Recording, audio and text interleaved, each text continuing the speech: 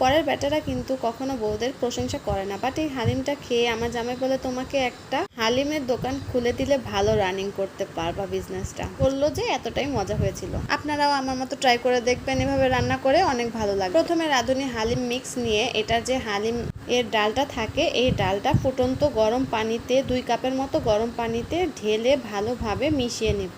তো গরম পানিতে ডালটা দিলে এটা আছে না দলা পেকে যায়, তাই একটু ভালোভাবে চামচের সাহায্যে মিশিয়ে নেব। পরবর্তীতে দেখবেন ফুলে ডালটা ডাবল হয়ে আসছে।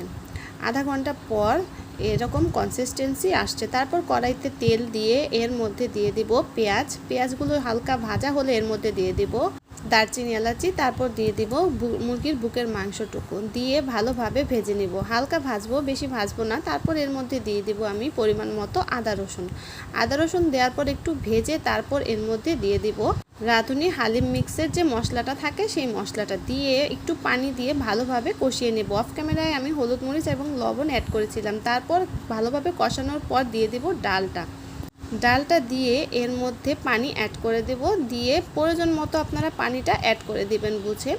তারপর দিয়ে ভালোভাবে নাড়তে থাকবো। আর আগে কষানো মশলা থেকে একটু মশলা আমি তুলে রেখেছিলাম, এটাই হচ্ছে একটা ট্রিক্স মজার হওয়ার হালিমটা। তারপর যখন এরকম কনসিস্টেন্সি হয়ে আসবে তখন বোঝাই যাচ্ছে যে হালিমের রান্নাটা প্রায় শেষ। এরকম হয়ে আসলেই আর কিছু করতে হবে না।